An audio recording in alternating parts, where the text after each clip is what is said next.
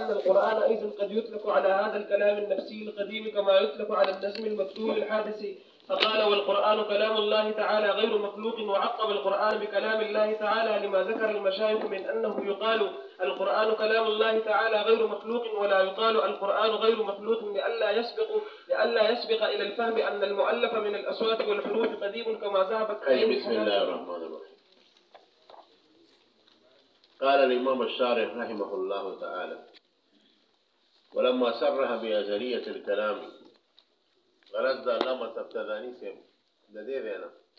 راروان مهمة تا تمهید کرن او هغه مسألة د خلق قرآن دا چې دا د معرفة الآراء مسائل ده په دې فن کې په دې کې ډېرې جګړې شوي دي، سرونه به جماعت شوي دي پکې او تاسو ته ابتدا کې ما په محاضره کې د امام احمد صاحب قرباني بیان کړې هغه هم د دې مسئلې په ضمن کې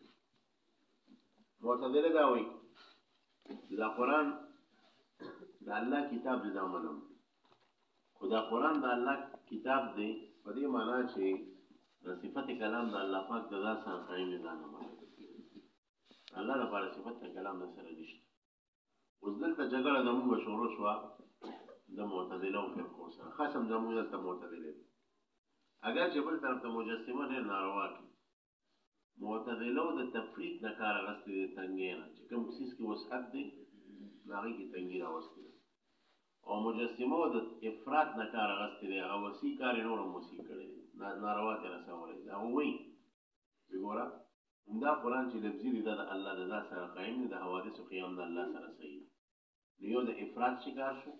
بل د تفریط. اهل سنت والجماعت په منځ کې راغلل. هغه وایي ګوره یو کلام نفسي دی، یو هغه کلام دی چې دا د حروف او د اصواتو نه مرکب دا دال دی، کلام نفسي ول مدلول دی، چې دا حادث دی هغه دا کلام دال دی، او چې کوم غیر حادث دی او غیر مخلوق دی هغه کلام نفسي دی چې هغه د دې لپاره مدلول دی. نو اوس معتزله یو اعتراض کوي، هغه دا چې ګوره اهل سنت تاسو وایي چې قرآن دا ازلي کلام دی، نو که چېرې دا ازلي کلام دی نو بیا دا د حروفو باندې موږ ولې لیکو؟ ازلي کلام خو په حروفو نشي لیکلی، هغه د حروفو اصواتو نه پاکي، د نقوشو نه پاکي، بین دفتې المصاحف نه پاکي، نو د څنګه قرآن ته چې کوم دی سوی د الله صفت ویل؟ نو دا د هغو د طرف نه اعتراض دی. جواب دې ورکړو، جواب یې دا ورکړو چې ګوره یو دی القرآن مخلوق، دا خبره ټیک ده، د قرآن نه مراد دلته کلام نفسي دی. یو دی القرآن کلام الله غیر مخلوق، قرآن هغه چې کلام نفسي دی هغه غیر مخلوق دی. نو دا مونږ چې وایي چې دا غیر مخلوق دی کلام نفسي یادو، او چې دا مخلوق دی دا وایي دا کلام لفظي یادو، او په دواړو کې فرق دی.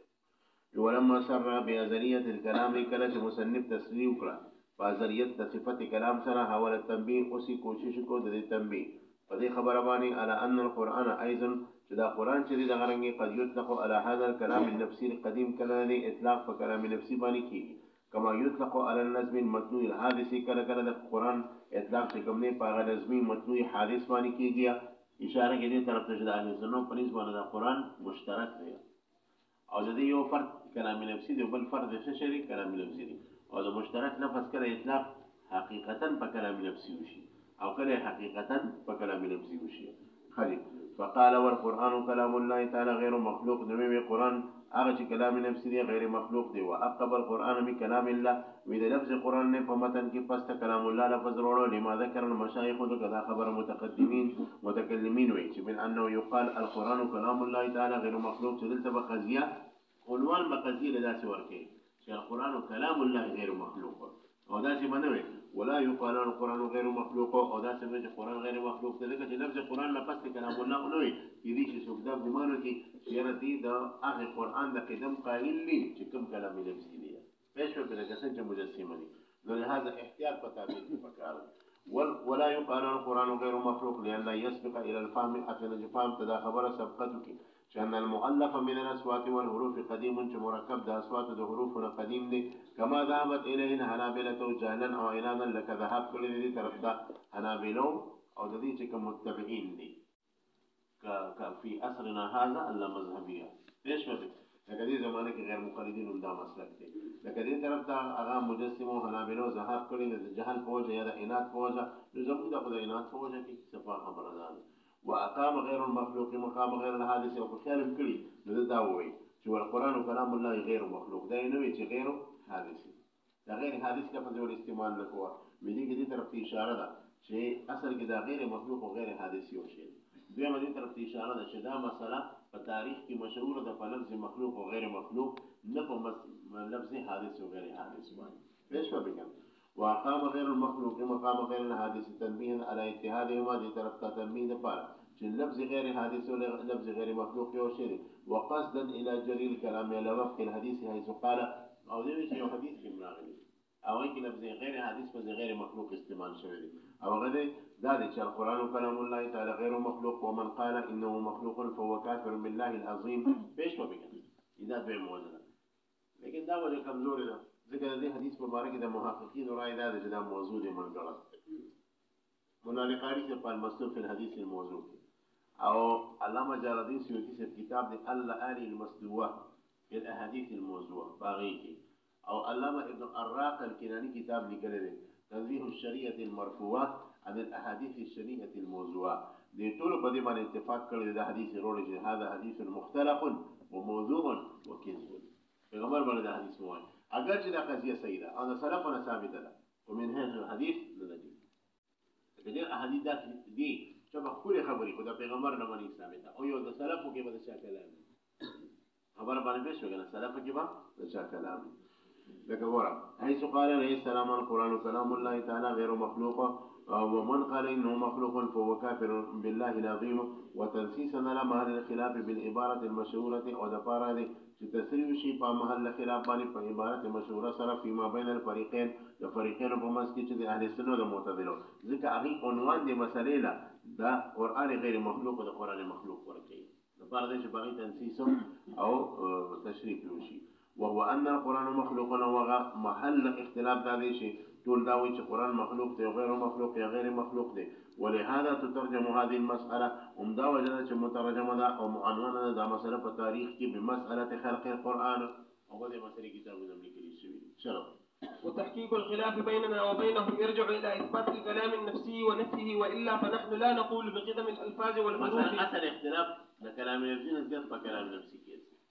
نو موږ ثابت منو او دا غینه پس وایو چې کلام نفسي مخلوق دی او هغه منفي کړي او سره د دې نوې چې کلام نفسي مخلوق دی او کلام نفسي د خصم پریز باندې ثابت شي نو هغه ګوري د کلام نفسي دا هم حدیث بیانوي او په خلک دي زموږ عفوا غیر حدیث وته نه وي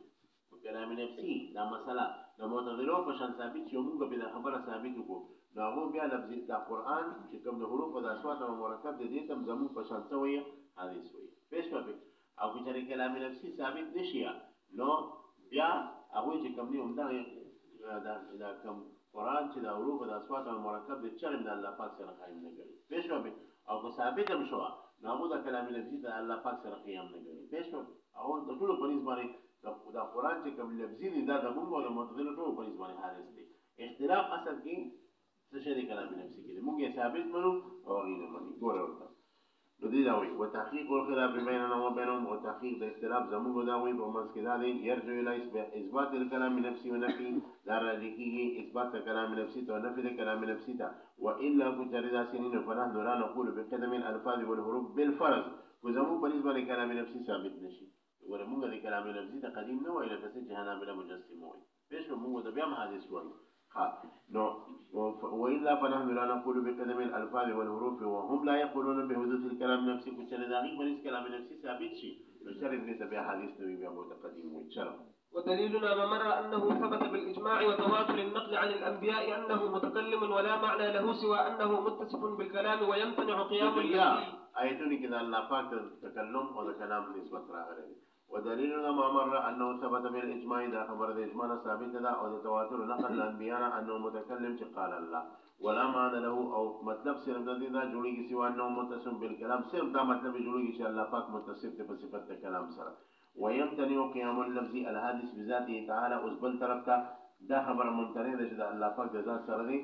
سب قائم شي کلام لفظي قائم شي فتعين النفسي القديم ولغا دا خبر متعين شو چې نفسي قديم چې کوم دی دا الله د ذات سره قائم دی واما استدلالهم هو چې استدلال د دې چې القرآن متصف بما هو من صفات المخلوق وتدلويه چې تاسو وايي دا قرآن د الله پاک صفت دی. نو قرآن کې په خپله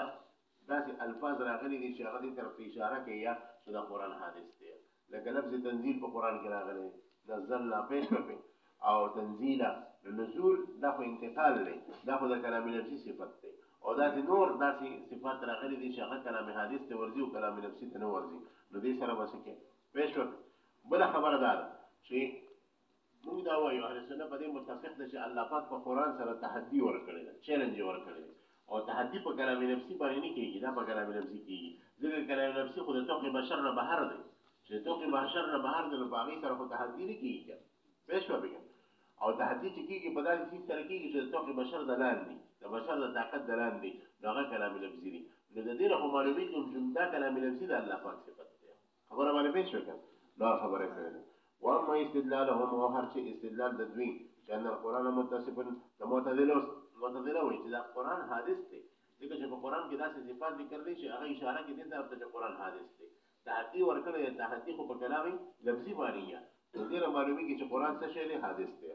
واما استدلالهم هر شي استدلال د معتزلو په ضد اهل سنت کې په دې خبره باندې ان القرآن متصف چې دا قرآن متصف دی بما په هغه صفاتو سره ومن صفات المخلوق چې هغه د صفات د مخلوق نه دي او صفات الحدوث او د علامات د حدوث نه دي من التعریف والتنظیم والانزال والتنزیل. پیشوا بجب دا قرآن مرکب دی، منظم دی، منزل دی، پیشوا په منزل دی. وکونی عربیا مسمون او د عربی د الفاظ مرکب دی او د موږ په دې غوږونو کې د حروف او اصوات پرېوځي فصیحا معجزا الى غیر ذلك فانما يقوم حجة على حنابلة.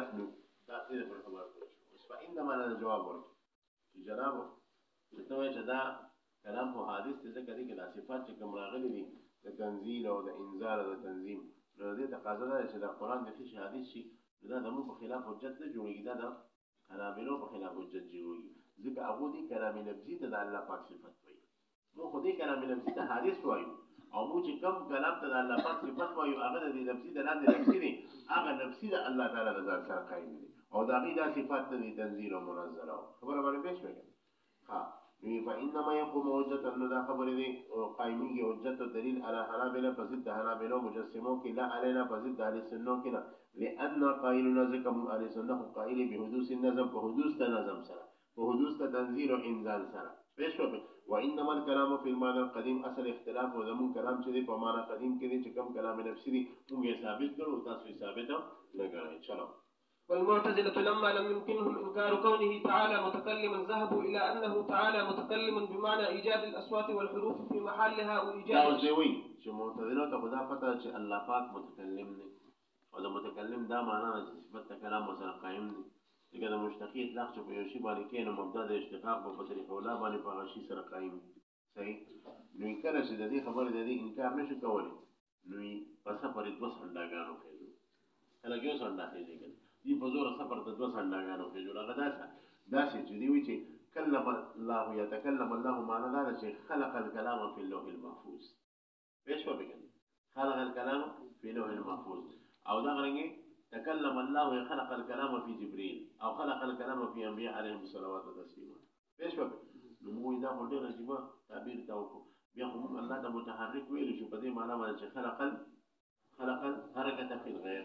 پېښ وکړي الله تاسود ویلی شو اسود الله نو دې معنا باندې چې خلق السواد في الغير الله ابيض دا ویلی شو په معنا ده چې خلق البياض في الغير. دا خدای دوه ناروا معنا وکړي چې دوی سره لګان دي زبر ته په یو ځای کې جوړي دي دا چې څوک کې د خدای ظالم سترګې لندي. والمعتزله لما لم يمكن انكار كونه تعالى متكلما او معتزله چې کله د اهم مسلې نه انکار نشي کولی چې الله متکلم دی په دې اجماع ذهبون او ذهابکو یعنی سلیټي په پرتو کې وته جوړ کوه ذهبوا چرته اميراري نو مولا روان نو سبته د جمعه ته هاتي تر اذن کی او ته خوش خافت شو باندې درشه کفر ته وسیده خدای ظالم هغه ورته استاد یالوا مې الله کور وروړي ویزه په دې غاړه بیا په دې غاړه خیر دی قرآن دا خبره ده پېښ وي نو دی ویا چې ګوره الى انه متكلم بمعنى ايجاد الاصوات والحروف في محلها فمعنى د دې سره متکلم دی چې ایجاد د اصوات د حروف په محل خپلو کې د محل د مراد یا لوح محفوظ دی یا محل جبريل علیہ السلام دی پیغمبر علیہ السلام او ایجاد اشکال کتابت په لوح المحفوظ یا ایجاد یو کو لكتابة أشكال لرب ولو محفوظ وإن لم يقرأ أجل في الذين يستري على اختلاف بينهم ذيك أبوي بمسك اختلاف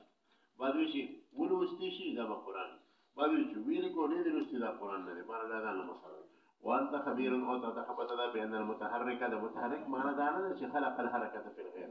فكتاب تخبط ذا شو بأن المتحرك من قامت به الحركة لا من أوجد هذا شيء خلق الحركة في الغير وإلا بشر دا معناته كده معتدل ودن يسهو اكتساب الباري بالآراض المخلوقة له تعالى بيقوى الله تعالى فتمام أعراض سر متسب كوليش يسود الله إبيز الله إحمر الله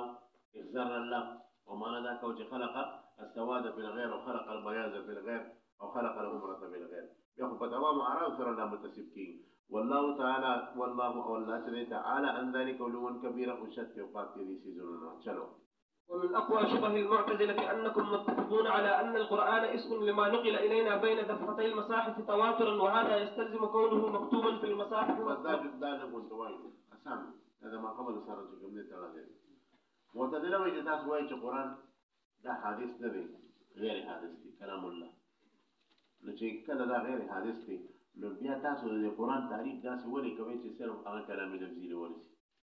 چنانچه تاسو تمام د اصول فقه علماء راغون شوي دي دا تعریف کې چې کلام القرآن هو كلام الله تعالى المنقول بين دفتي المصاحف نقلا متواترا دا څه په کوم الفاظ د قرآن تعریف کې دا ټول کلام نفسي له ورني نفسي نه ورسي القرآن د دې تعریف ته معلومیږي چې دا د حدیث دی او دا د کوم قدیم نه دی نو دا یو اعتراض کوي پېښو بندا چې موږ قرآن لیکل دي په الفاظو هغه دوه منځله وایي هغه تاسو دوه رکوع یاد دی وکړه ټول قرآن د یاد دی وکړه دا یادول خو په الفاظو سره او دا په لکه چې الفاظ پراته لکه تاسو کې حافظان دي سورم ناس ته چې توجه دې خپل ته وکړي نو الفاظ مخیره مخې ته راشي د قرآن د الف لام میم ذلک الکتاب ټول الفاظ مخیره په لکه پراته کې د دې نو معلومیږي چې قرآن حدیث دی صفات د قرآن می ټول څه شی حدیث نو د دې اعتراض جواب باندې ورکی ومن اقوى شبه المعتزلة او د معتزله په شبو کې د ټول قوي شبه ده چې انکم متفقون چې تاسو ولې سنت په دې متفقین منصرا على ان القرآن اسم لما نقل الينا بين دفتي المصاحف تواترا چې د قرآن دا تعریف والكتاب المنقول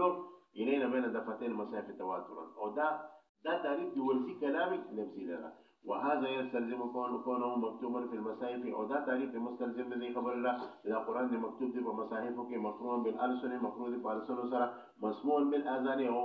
او ردیل شي په غوږونو سره وكل ذلك من سمات الحدوث بالضروره او دا ټول علامات د حدوث ته دي بداهت بشو انت تبدا دا علامات حدوث نه دي فاشار الى الجواب الى الجواب ورغورا یو کلام لفظي یو نفسي بشو دا چې کوم صفات دا کلام لفظي دي کلام لفظي نه دي بشو کلام لفظي باران قدیم دي او تحقیق د مقام دا دي د یو شی وجود متعدد طریقو سره کیږي شي یو وجود فی الایان دي یو وجود فی الاذهان دي یو وجود فی العبارت دي یو وجود فی الكتابت ودا وجود فی الكتابت تبع د کتابت الکه چې په ځو وسوي نو کتابت چې کولو دا کتابت چې تعبیر د عبارت او عبارت تعبیر د وجود ذهنی او وجود ذهنی د عبارت تعبیر بیا د وجود خارجي پېښه وي نو څلور خبرې شي یو وجود فی الآیات شو شي یو وجود فی الاذهان شو دریم وجود فی العبارت و تلفظ شو او څلورم وجود فی الكتابت شو وی دا عرض دا حادث چې دی دا وجود فی الكتابت دی وجود فی العبارت دی وجود فی الاذهان دی او دا قرآن وجود فی الآیات دا خارجي وجود چې دا قدیم نو مو چې قدیم وایي د څلور او دا قدیم نه وایي بلکې صرف وجود فی الآیات ته قدیم وایي بیا په دې باندې یو دال چې دی هغه څه دی وجود فی الاذهان دی او بیا په دې اذهان باندې دال دلالت کوونکی وجود فی العبارت دی او په عبارت باندې وجود دلالت کوونکی کوم کلام دی وجود فی الكتابت دی نو کتابت ته د ذات په دال دی په عبارت باندې عبارت ته دال دی په اذهان باندې اذهان دی دال دی و آیان باندې آیان ولا قدیم دی باقی د درې قسمونه حدیث دي په دې باندې پېښ وګورئ ګورئ فاشار الى الجواب بقوله وهو القرآن الذي كلام الله تعالى يعني هغه قرآن چې الله کلام دی همدغه قرآن مکتوب دی په مصاحف زمون کې په اشکال کتابت په اشکال د کتابت سره وسور الحروف الداله علیه او په طریقې د هغه صورت د حروف سره چې هغه دلالت کوي په کلام نفسي باندې محفوظ فی قلوبنا او دا قرآن نفسي چې دا محفوظ زمون په لونو کې به الفاظ مخیله یعنی په الفاظ مخیله سره مقرون بالسنتنا ومفروض زمون په السنو سره او بحروف ملفوظه المسموعه مسموع بأذان وذا كلام لفظي مسموع بأذان زمون سره بتلك ايضا بحروفه الملفوظه زه تلفظ کوم نو ته قرآن اورې که نه پوه شو غیر حال فيها دا کلام نفسي دي حلول نه دی کړی فيها په دې کلام نفسي کې سوي مع ذلك ليس حل في المصاحف غیر حال فيها دا کلام نفسي دي حلول نه دی کړی فيها په دې مصاحف پوه شو بګر سوي مع ذلك سره دې ټول چې دا مکتوب دي په مصاحفو کې مفروض دي په السن باندې او محفوظ دي په الفاظ مخیرو سره ليس ندى كلام نفسي حالا جهلول كرده في المصاحف بمصاحفك ولا في القلوب في قلوبك ولا في الألسنة ولا في ألسنوك ولا في الآذان في آذانك بل كذا كلام نفسي جدي معنى قديم قائم بذات الله تعالى دا يوم معنى قديم ده قائم بذات الله تعالى سره او دغه معنى قديمه چې كلام نفسي دي يلفظ ويسمع بالنسبه الدال عليه دي باندې تلفظ کیږي او دا اوریدي چې په طریقې د نظم دال سره عليه په كلام نفسي باندې پېښه په خبره کړه ويحفظ ومحفوظ کولی شي دا کلام نفسي خو په ذریعه د نظم مخیل سره ويكتب او لیکل شي دا کلام نفسي خو په ذریعه بنقوش و اشکال موضوعه الحروف الداله عليه په طریقې د اشکال موضوع الحروف سره چې کوم دلالت کوي عليه په چا باندې په کلام نفسي باندې کما یقال خارج کې دی مثال دا چې دا په پاڼه باندې ولیکل النار محرقه الرستا پاڼه وسوځي ولې وسوځي ځکه چې دا صرف دال او په خارج کې یو نار محرق ته چا ولا مدلول پېښ به نو کوم حکم چې د مدلول له هغه حکم د کلامي دال خبره باندې پېښ وکړه كما يقال النار جوهر مضيء محرق يذكر باللفظ دم په خپل باندې وایي خو چېرته زموږ د نار په تلفظ سره خپله سوځېدلې ده نه سوځېدلې ولې دا دال دی او هغې څه شی دی مدلول دی نو دا تا چې کوم صفات وایي دا د کلامي دال او د لفظي دی او زه چې وایم چې د الله د ذات سره کوم کلام قایم دی هغه مدلول دی او نفسي دی خبره باندې پېښ وکړه كما يقال النار جوهر مضيء محرق يذكر باللفظ ويكتب بالقلم ولا يلزم منه كون حقيقة النار صوتا وحرفا ودين لازمي جد حقيقة النار صوت وحرف شيء يستأخذ بأسوزية وتحقيقه تحقيق ذي مقام نار أن للشيء وجودا في الآيات جدي وشي تلور وجودا وسيدة كما خبر ما أقرأ أن للشيء وجودا في الآيات يوشي وجود دي فأعيانك أصل وجود ذلك ووجودا في الأذهان وجود فأذهانك وجودا في العبارة ووجودا في الكتابة نوصل فالكتابة تدل على عبارة ذا كتاب دلالات كي بعبارة بني وهي أو ذا عبارة دلالات كي على ما في الأذهان أغشب أذهانك نية وهو أو ذا ما في الأذهان جدي أغشب دلالات كي على ما في الآيان فآيانك جسدي فحيث يوصف القرآن بما هو من لوازم القديم يكرج القرآن فداس صفات متصف شجاعة لوازم القديم نية فيشو كما في قول القرآن غير مخلوق فالمراد حقيقة الموجودة في الخارج مراد بعدين حقيقة في الآيان يعني كلام نفسي صرف سشري چې کوم حقیقت په الایان بیا نو کله چې دا صفات وروړي د قران چې هغه د قدیم صفات وي نو مراد باندې کم کلام وي حقیقت په الایان دی بشوبه وحيث يوصف بما هو من لوازم المخلوقات والمحدثات او کلم چې دا قران متصف چې په داسې صفات سره چې هغه د لوازم د مخلوقات او د محدثات نه یراد به یا مراد قدي سره کلام في الاذهان یا مراد قدي سره کلام في العبارات یا مراد قدي سره کلام في الكتابه بشوبه يراد به على الفاظ المنطوقة المسموعة مراد محمد يسرع على الفاظ منطوقة مسموعية كما في قولنا قرأت نصف القرآن ما فجب من التنفس بنصف القرآن ايش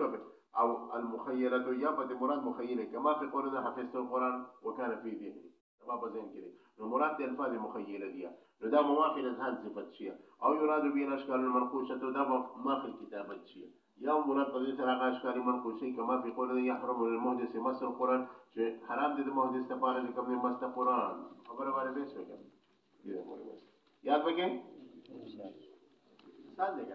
بالکل ضروري نه عبارت کړي دي چې مشکل څه دا تاسو ته کار کوي خو زه بیا نه وایم چې دا سپیریټ تکرار ما ته پته چې باندې کې به بیا خاطر راشي ها بس تکرار کوي